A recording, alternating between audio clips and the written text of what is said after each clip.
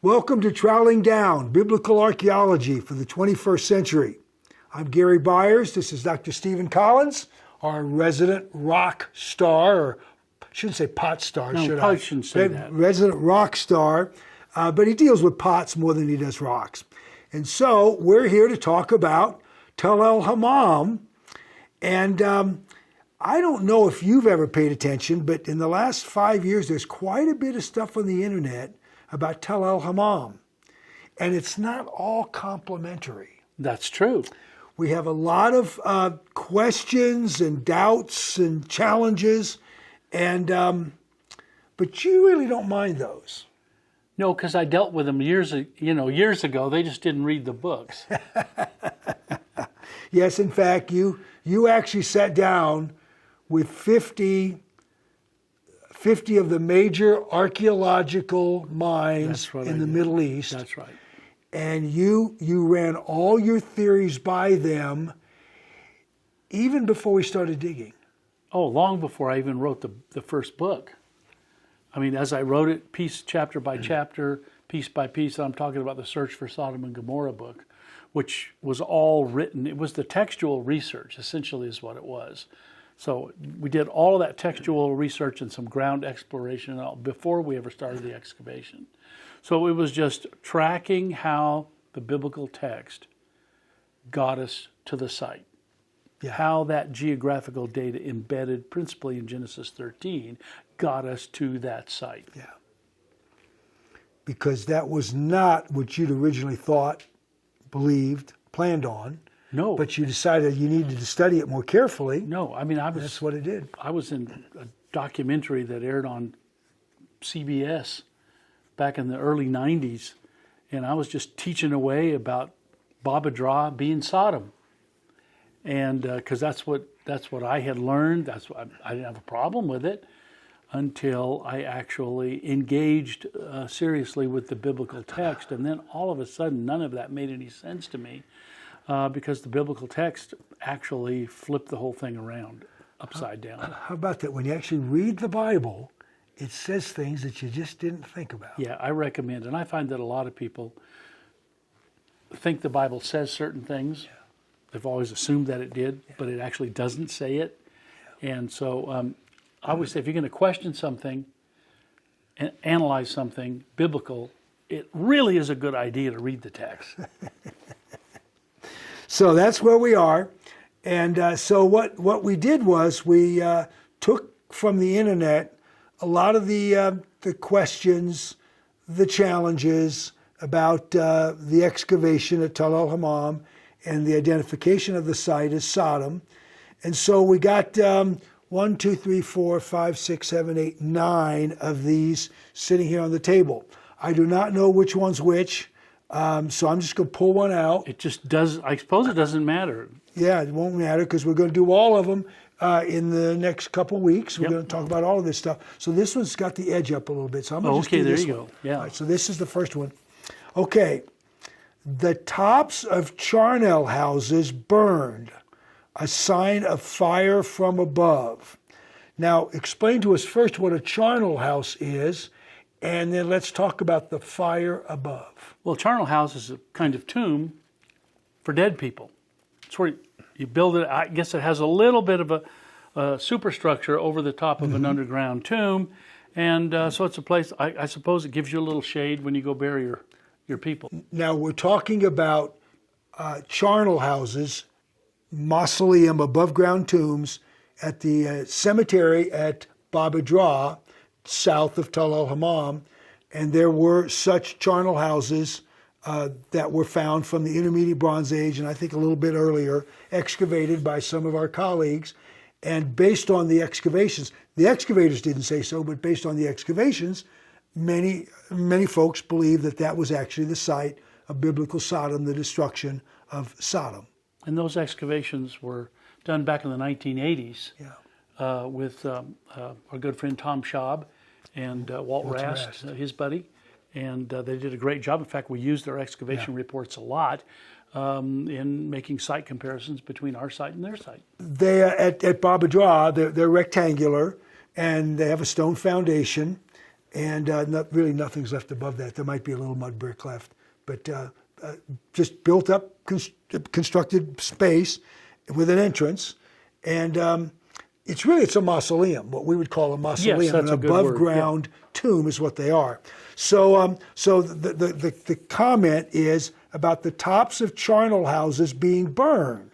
Well, and the point there is that the Bible says that fire came out of the heavens to destroy the cities of the plain. And if nearby edhDhra or Numirah are the cities of the plain, then these charnel houses, as some people said, the charnel houses, one or two of them anyway, had evidence of being burned from above. The excavators did say that. Yeah. So I would comment on that. Okay. My comment on that would basically, I'm not trying to be snarky here, is basically this. Two simple words. So what? Somebody came along and burned down somebody's charnel house.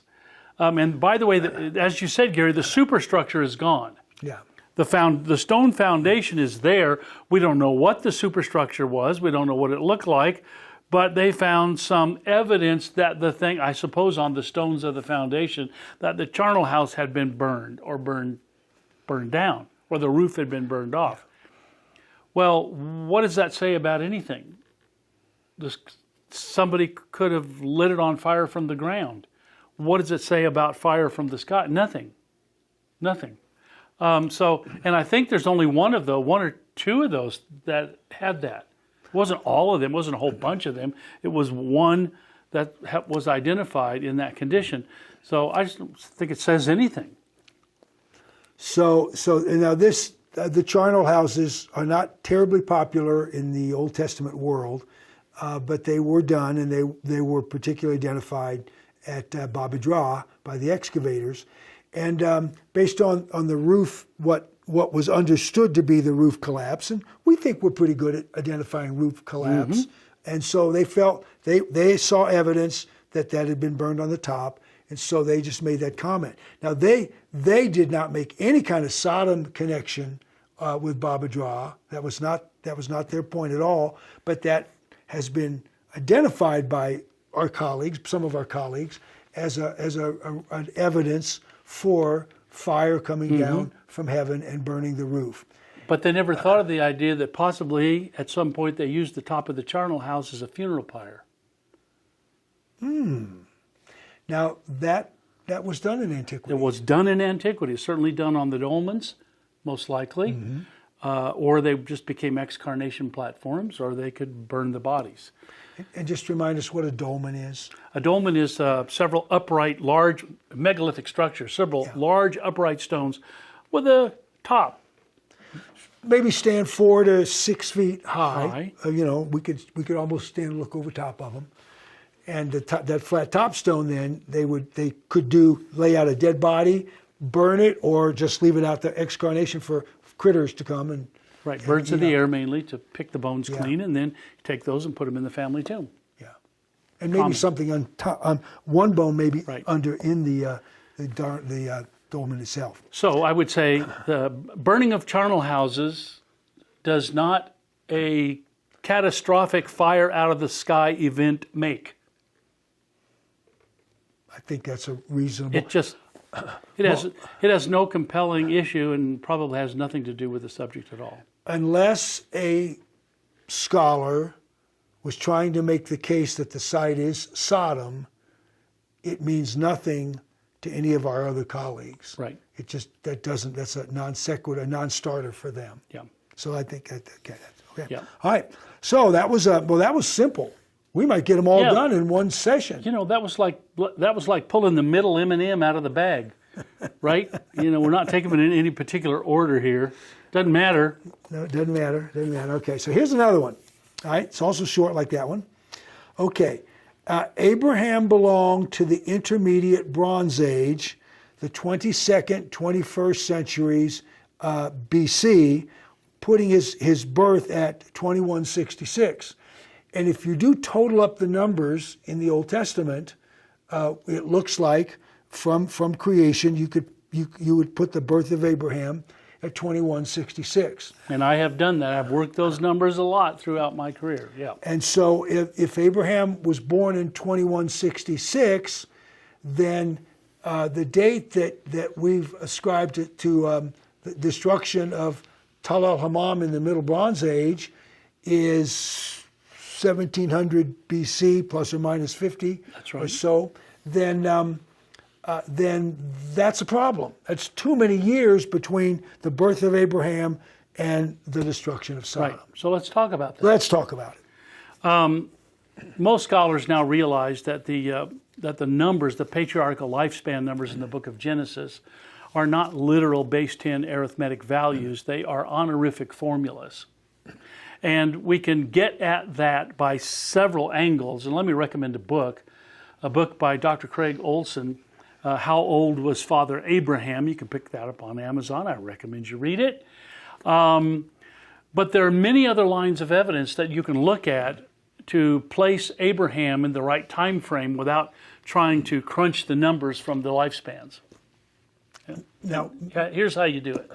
many of us grew up running those numbers. Exactly. That's you just take the Bible at face value, and so you add up the numbers, and that's what you get. Yep. But you're saying there's another way to look at this. There is another way to look at Okay. it, and to prove that the lifespan numbers can't be used for chronological purposes, one need only look. Here's just one line of evidence, and maybe we'll look at a couple more.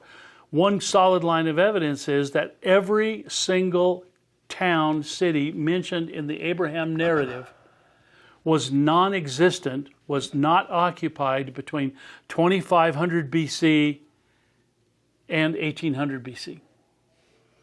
So And we're talking about all of them. Jerusalem, Hebron, Shechem, Dan. You can just run up and down the story, but just look at Jerusalem. Jerusalem was not occupied, not one sherd of pottery there from the time of around 2500 BC down to about 1800 BC. What does that tell us? Nobody there. Where's Melchizedek's Jerusalem? Okay, so Abraham's story, just on the basis of the identification of the cities and the archaeological periods in which those cities actually were operational, tells us that Abraham's time frame is after 1800 BC. Now, and let me throw in one that I don't know if it's in this mix here, but a lot of scholars have identified Amraphel in Genesis 14 as none other than Hammurabi. Now I agree with that because the consonants, the radicals, the consonants in those two names, you take the vowels away, are the same. And so Amraphel and Hammurabi are the same person. A lot of scholars have thought that for 100 years or more. I agree with that. What's the date of Hammurabi's death? 1650? 1750-ish. 1750-ish. Yeah, middle of the 18th century, after 1800.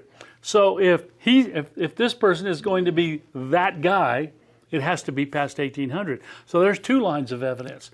Now we could also look at the climatological evidence of the rainfall and the Dead Sea levels rising and dropping and all of that. What does it tell us?